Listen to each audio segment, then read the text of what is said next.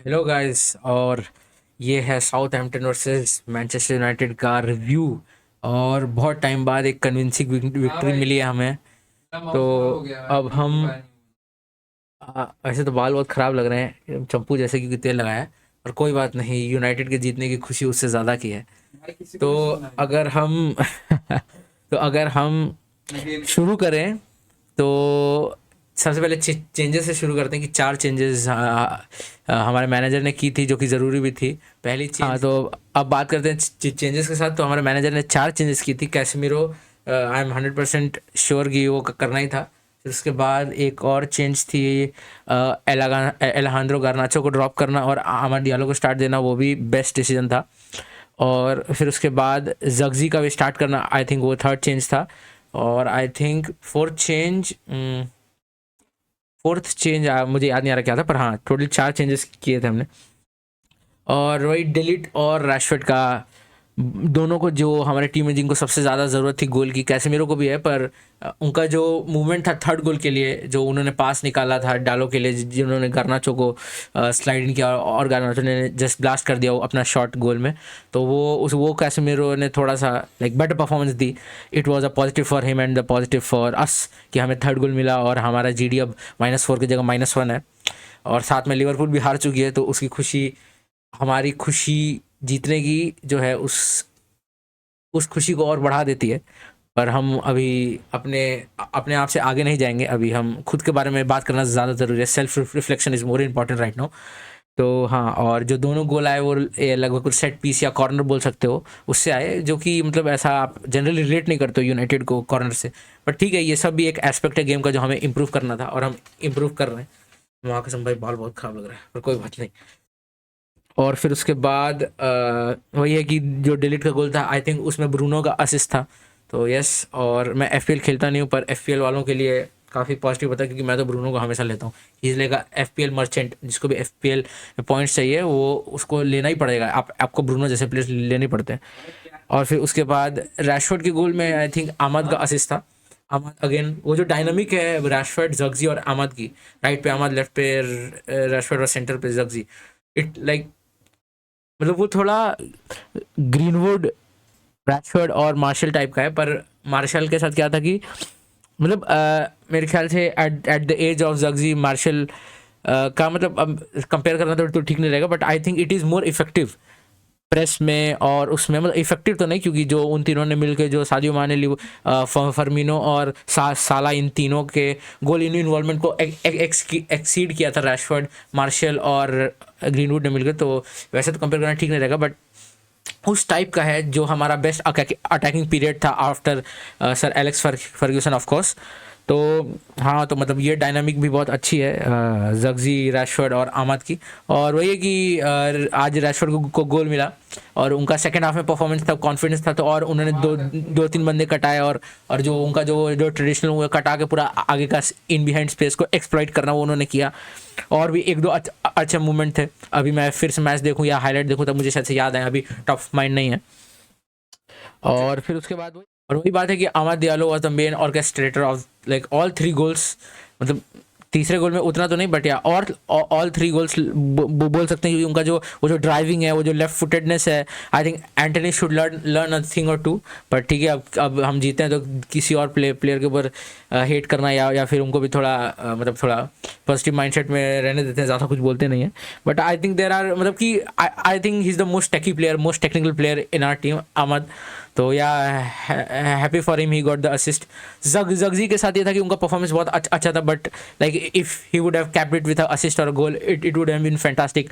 दो बहुत आसान चांस मिले थे उनको, एक उनके स्ट्रेच पे था, तो आसान नहीं बोलेंगे, बट वही की लक की बात है। वो थोड़ा सा और अगर कांटेक्ट होता तो गोल होता। और सेम विथ उनका सेकंड चांस, जो जस्ट पॉइंट ब्लैंक रेंज पे उन्होंने रैम्सडेल को बीट कर दिया था। पर उसके बाद जो डिफेंडर था, आई थिंक बेडनरेक या स्टीवंस, आई थिंक स्टीवंस को भी रेड कार्ड मिला for the tackle. And I think कोई उसमें आर्ग्यू करने वाली बात नहीं था, it was a red card, तो उसमें ज़्यादा कुछ बात नहीं वो कर सकते हैं। और वही है कि वही वो बेडनर है कि यार स्टीवेंस का था जिन्होंने उसका पॉइंट ब्लैंक जग्जी का पॉइंट ब्लैंक शॉट बचाया, वो भी इधर उधर 1 से 2 सेंटीमीटर का था, वो भी गोल होता। तो बस the goals will come because his performance are good. और भाई उसका लिंकअप प्ले तो मक्खन भाई, मतलब उसके बारे में जितना ज़्यादा बोलो उतना कम। और फिर ये सब शुरू हुआ पर ओनाना के पेनल्टी सेव के साथ, which was I think brilliant. वो अभी तक कन्विंस नहीं कर पाए हैं अपने शॉट स्टॉपिंग से। और ऑफ कोर्स जब आपको डेहा जैसे कीपर से मूव ऑन करना है, और ओनाना जो कि जैसे जिन जिन चीज़ों में डेहा सबसे अच्छे थे उसमें थोड़े से वीक हैं, और जिसमें डेहा बहुत वीक थे उसमें ओनाना काफ़ी अच्छे हैं। तो इसमें यही कि उन्हें अपना शॉट स्टॉपिंग इम्प्रूव करना है। और वही पेनल्टीज के मामले में जब हम उन्हें देखें कि उन्होंने एक चैंपियंस लीग में भी कोपेनहेगन के खिलाफ हमको पेनल्टी बचा के 3 पॉइंट्स दिलाई थी, और आज भी शायद से कुछ और चीज़ हो सकती थी अगर वो पेनल्टी नहीं बचाते। Southampton would have gone to lead, और वो फिर उसके बाद गेम कुछ और ही होता, बट उन्होंने किया। और कोई कभी कभी ऐसे ही मूवमेंट्स और कभी कभी ऐसे ही मोमेंट्स चाहिए होते हैं आपको आपके टीम का मोराल बढ़ाने के लिए, या वो मैच जीतने के लिए, वो मैच टर्न अराउंड करने के लिए। क्या पता ये हमारा सीजन टर्न अराउंड पॉइंट हो। क्योंकि जैसे पेप गार्डियोला ने अभी एक कोट कहा था जो एलेक्स फर्ग्यूसन भी कहते थे कि द सीजन जो इंटरनेशनल ब्रेक के पहले जितना भी अभी मैच होता है 3-4, वो प्री सीजन में ही काउंट किया जाता है। इंटरनेशनल ब्रेक के बाद मेन सीजन चालू होता है। पर अभी क्या है कि इंटरनेशनल ब्रेक के बाद अभी आई थिंक 2 हफ्ते 4 हफ्ते मैच है, फिर उसके बाद एक और नवंबर वाला इंटरनेशनल ब्रेक है, तो कोई फ़ायदा नहीं है। और हाँ वही, और फिर आगे बात करते हैं कि फर्स्ट हाफ में कोबी मेनू और डियोगो डालो ने ही पेनल्टी किया था। तो उन लोगों का थोड़ा स्लॉपी गेम था। डियोगो डालो ऑफ कोर्स मतलब कि अपने नेचुरल पोजीशन पे नहीं खेल रहे हैं, लेफ्ट बैक पे खेल रहे हैं, but like he has given better performances on left back, so we expect more from him. वो हमारे प्लेयर ऑफ द ईयर थे पिछले साल, तो that's why we expect more from him. और फिर उसके बाद कोबी मेनू का भी काफ़ी ऑफ गेम था। वो इसलिए भी क्योंकि सेकंड हाफ में हमने देखा कि जब उन्हें डबल पिवट में जो जैसे ब्रूनो और जैसे कैसे बताऊँ, हाँ जैसे ये ब्रूनो और ये ब्रूनो बोल रहा हूँ, सॉरी, ये ब्रूनो है और ये एरिक्सन और ये कोबी है, कोबी मेनू। तो अगर हम ये देखें तो ये डबल पिवट में खेल रहे हैं। तो वही कि जब हमने कोबी मेनू को अपवर्ड पुश किया कि वो थोड़ा 10 और 6 के बीच में खेले, एज अ 8 बोलते हैं जिसे हम, मतलब 8 डबल पिवट में खेलते हैं, बट एज अ 8 जब वो आगे थे, जब वो ब्रूनो के साथ थे, जब उन्हें कंबाइन करने मिला, तब he was in the second half he was brilliant, he was effective. But वही डबल पिवट में एरिक्सन के साथ, क्योंकि एरिक्सन खुद बूढ़े हैं, उनके पास वो लेग्स नहीं है, तो कोबी मेनू को बार बार वो हमेशा मतलब वो पीछे खेल रहे थे, इसलिए उनका गेम उतना इफेक्टिव नहीं था। ये आप ब्रूनो के भी साथ देखते हैं कि जब उन्हें टेनाग फर्स्ट सीजन में पता नहीं क्या उन्हें ये था कि वो हमेशा ब्रूनो को 10 की जगह राइट विंग, लेफ्ट विंग और पीछे शिफ्ट कर रहे हैं, 6 के साथ डबल पीरियड में डाल रहे हैं।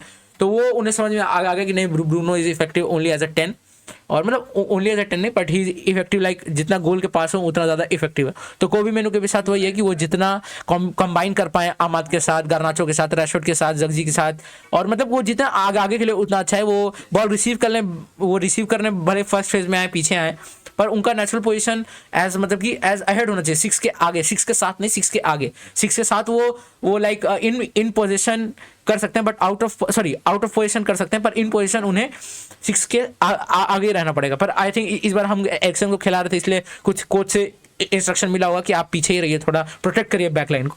तो बट हाँ सेकंड हाफ में उन्होंने जब आगे आए तब उन्होंने he had a fantastic game. और डियोगो डालो का थोड़ा ऑफ गेम था, पर चलता है। It's like one of those games जहाँ एक बहुत यंग बच्चा था, रुकी था, जिन्होंने उन्हें पेनल्टी के लिए बीट किया। आई थिंक बेनिंग्स या डेलिंग्स ऐसा कुछ नाम था।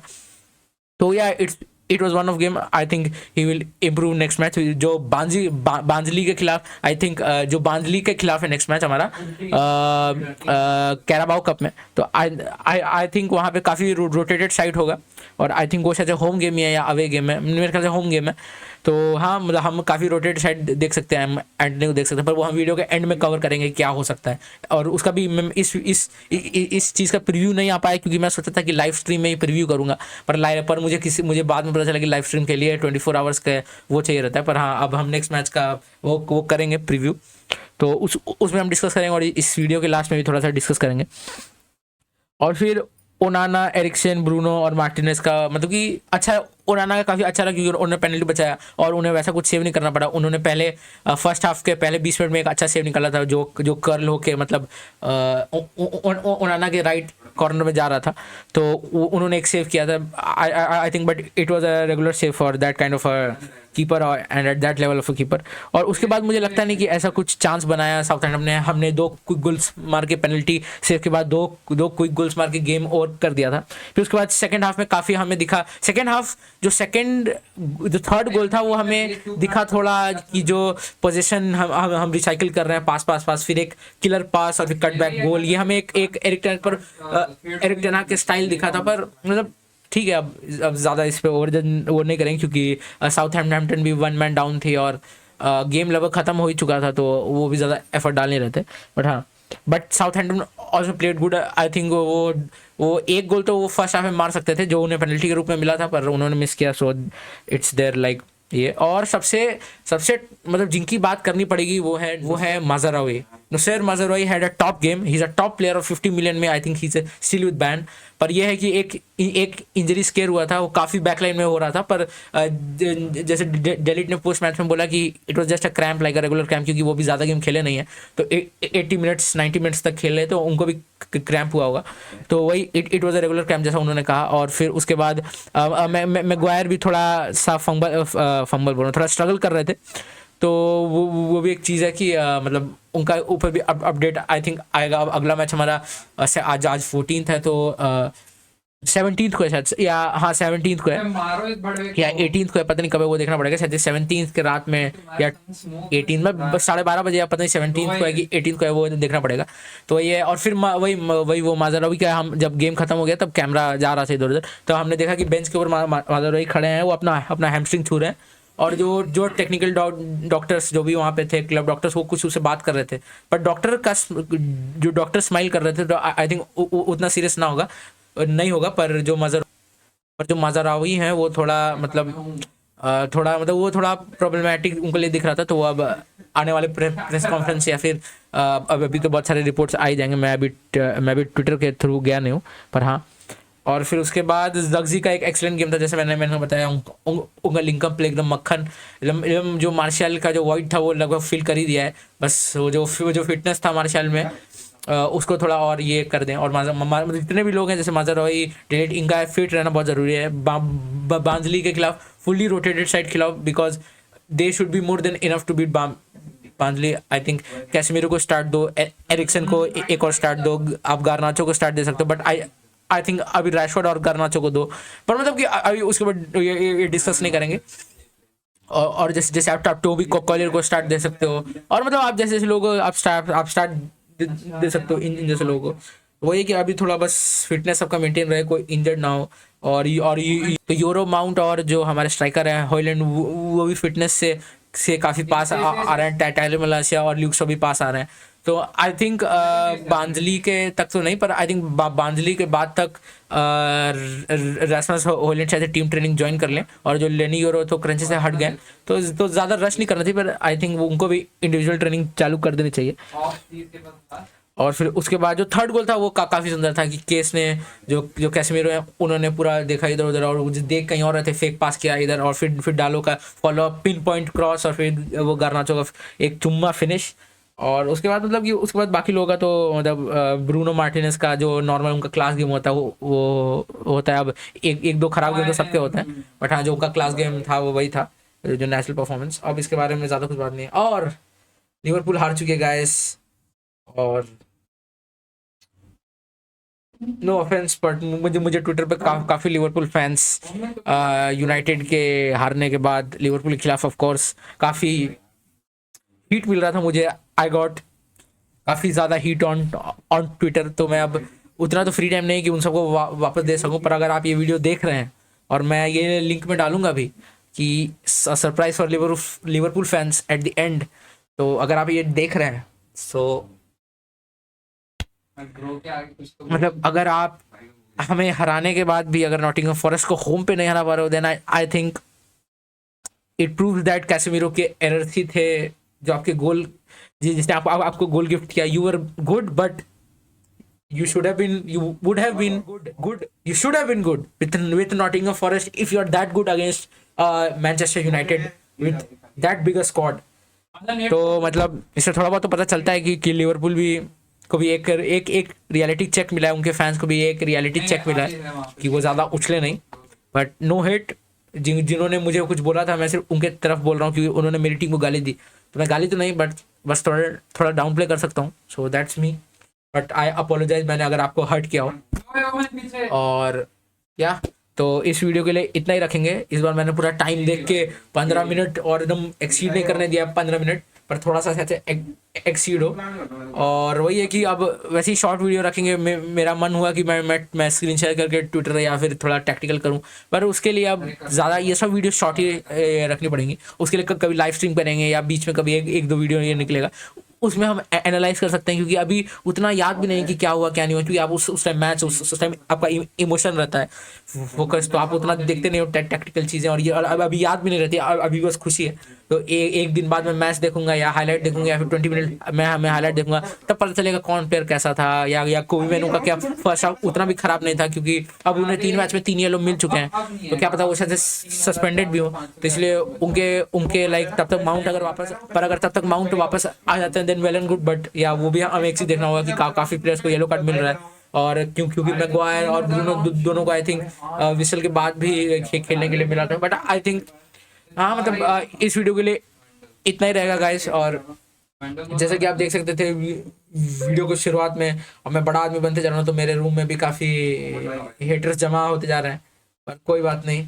और हम इसी के साथ साइन आउट करते हैं. बाल तो भाई बहुत ख़राब लग रहा है, पर नेक्स्ट वीडियो में बाल अच्छा होगा. कभी कभी तेल लगाना ज़रूरी है.